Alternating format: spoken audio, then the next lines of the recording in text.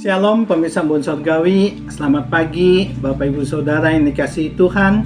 Pada saat ini mari kita kembali merenungkan firman Tuhan yang saya ambil di dalam kitab Yesaya 55 ayat 1-9. Saya khusus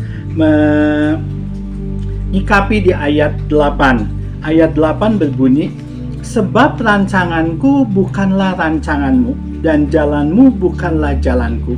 Demikianlah firman Tuhan. Saya beri judul firman Tuhan pada saat ini dengan tidak semua mendapatkan mujizat. Tapi sebelumnya mari kita berdoa bersama-sama. Tuhan, kami menyerahkan firman ini ke dalam tangan-Mu. Berbicaralah kepada kami.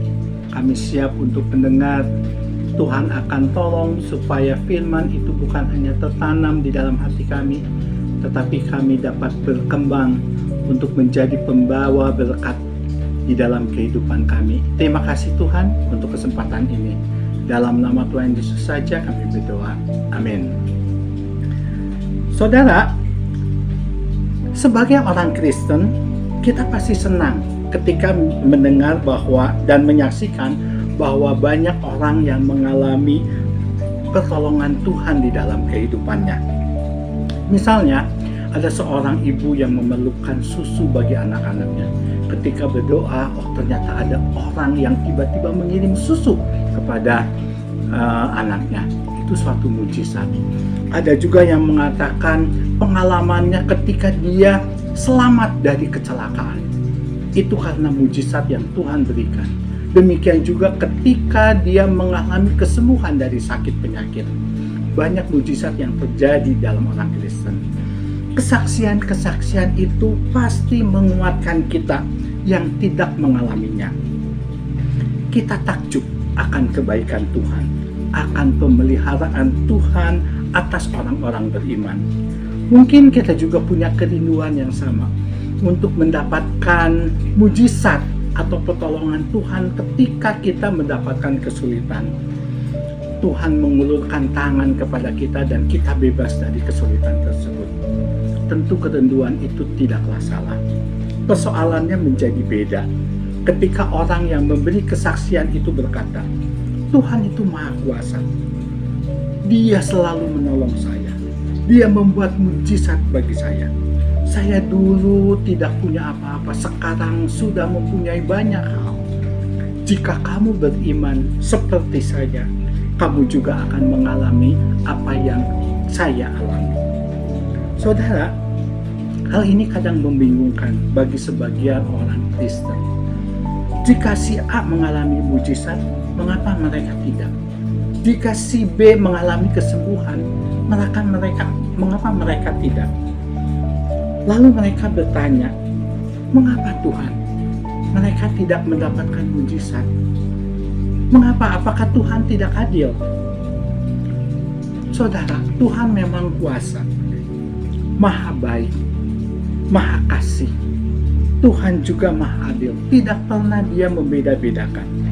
Namun tidak dapat diartikan bahwa Tuhan itu harus menyamaratakan, memperlakukan setiap orang itu sama. Jalan Tuhan, pikiran Tuhan, rencana Tuhan, maksud Tuhan dalam hidup orang beriman itu berbeda-beda. Bagi si A, mungkin dia cepat disembuhkan. Tapi bagi si B, Tuhan memberikan waktu yang lama untuk menjadi sembuh. Apakah Tuhan tidak adil kepada si B? Atau Tuhan hanya adilnya kepada mengasihi si A saja? Kita tidak bisa mengasihi Tuhan. Karena kita tidak tahu apa pikiran dan rencana Tuhan.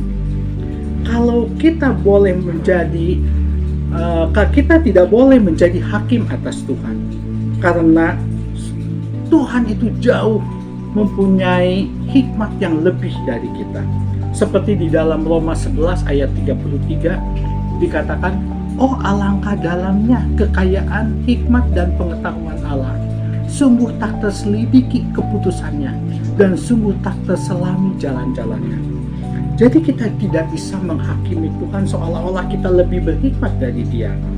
Tuhan jauh lebih berhikmat dari kita.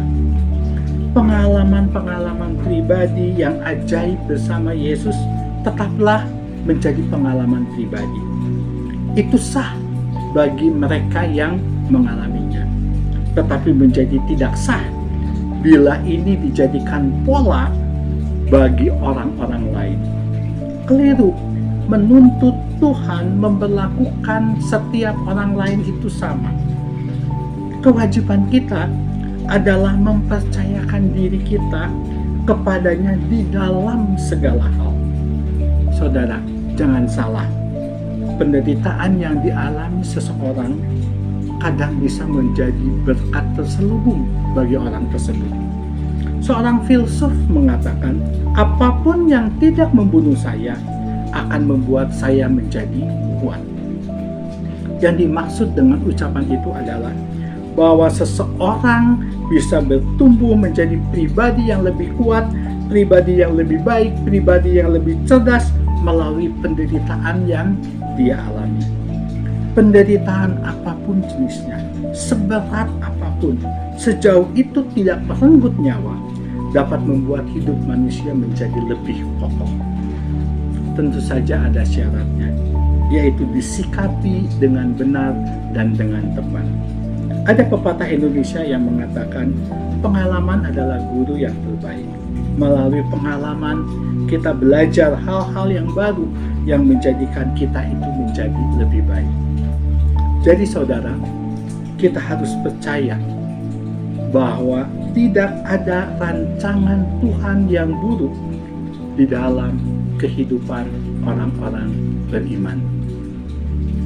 Amin.